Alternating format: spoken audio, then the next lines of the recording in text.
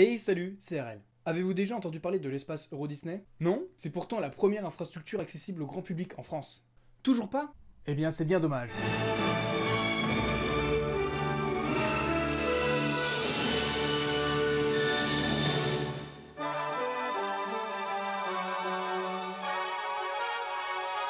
L'espace Euro Disney est l'une des choses les plus importantes ou du moins piliers de notre resort, et qui pourtant aujourd'hui passe sous silence. Comment un lieu qui a connu 100 000 visiteurs en 12 mois soit passé du jour au lendemain aux oubliettes? Quel était son but, son histoire, qu'avait-il à y découvrir? Eh bien contrairement à ce que l'on pourrait penser, l'espace Euro Disney n'est pas un concept propre à notre resort. Il suffit de remonter nos horloges et direction 1970 pour le voir. La Floride allait accueillir, dans une année toute pile, Walt Disney World Resort. Les Américains les plus impatients pouvaient alors venir visiter Walt Disney World Preview Center, un lieu où vous pouviez découvrir à quoi pourrait ressembler le resort, ce qu'il en composera, etc. Alors que Euro Disney n'est qu'un gigantesque chantier au centre de Marne-la-Vallée, la Walt Disney Company décide d'adopter ce concept qui fut un franc succès aux États-Unis avec l'espace Euro Disney. Et c'est le 5 décembre 1990, à quelques kilomètres du parc, que les premiers guests découvraient pour la première fois Euro Disneyland. Mais qu'en est-il de chez nous? Qu'est-ce que cet espace Euro Disney réservait-il aux visiteurs? Cet espace à la thématique principale du film Fantasia, situé au sud de Céris aux abords de l'autoroute A4, était constitué simplement d'un parking et du centre lui-même. Un lieu accessible à tous, à condition d'avoir 10 à 15 € dans la poche évidemment. La visite commence par une salle d'exposition, la pièce maîtresse du centre. C'est ici qu'étaient exposés les concept art, des maquettes détaillées du complexe Euro Disney.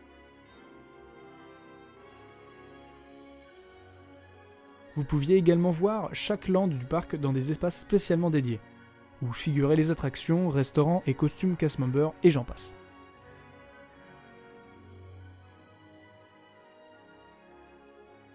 Toutes sortes d'objets inédits y étaient exposés, comme une statue de C3PO, d'un droïde de l'ancienne file d'attente de Star Tour, un véhicule de l'attraction Dumbo The Flying Elephant, ou encore un des chevaux du carrousel de Lancelot. Puis, vous passez par une salle de cinéma, cinéma Euro Disney, où passez le court-métrage Euro Disney quand l'imaginaire devient réel.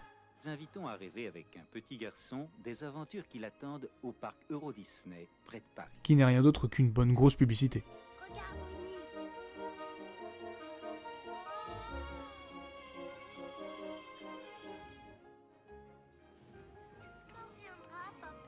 Puis après cela, un document souvent actualisé pour illustrer les avancements du chantier. Suite à ces films, les visiteurs étaient conviés à se diriger vers la boutique nommée Fantasia Boutique, où des produits dérivés exclusifs y étaient disponibles.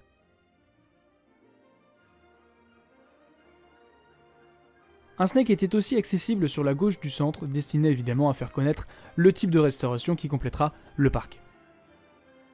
Et là vous vous demandez, qu'en est-il de ce bâtiment aujourd'hui? Eh bien c'est très simple. 12 avril 1992, le parc Euro Disneyland ouvre enfin ses portes au grand public. Mais le centre quant à lui ne tarde pas à fermer les siennes, quelques temps plus tard le balcon en forme du chapeau de Mickey dans le film Fantasia, où tout ce qui raccorde physiquement le bâtiment à Disney a été retiré ou effacé. La façade a été repeinte de manière classique et discrète, le centre devait servir de salle polyvalente pour les associations locales, mais cette initiative n'a pas été réalisée. Finalement le bâtiment devient de plus en plus délaissé et squatté.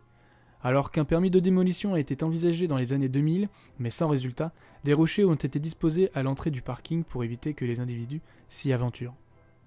C'est en 2009 qu'un permis a été enfin délivré, et en 2010, soit 20 ans après l'ouverture du centre, que l'espace Euro Disney vivait ses derniers jours. Et c'est ainsi que la première animation de Disney en France fut effacée. Aujourd'hui, il ne reste plus que l'ancienne entrée routier, recouvert de végétation, et le terrain quant à lui a été racheté par la Banque de France pour entreposer ses bases de données. Et voilà, c'est tout ce que j'avais à vous dire au sujet de l'espace Euro Disney. Pour ma part, c'est un lieu que je n'ai jamais pu visiter, pour la simple et bonne raison que je n'étais pas né. Et vous? Avez-vous eu la chance de le visiter au moins une fois, ou connaissez-vous quelqu'un de votre entourage? En tout cas, dites-le moi en commentaire, je suis très curieux de le savoir. J'espère que En tout cas, j'espère que cette courte vidéo vous aura plu. N'hésitez pas à me suivre sur les réseaux sociaux tels que Twitter ou Facebook. Et quant à YouTube, je vous dis à très bientôt.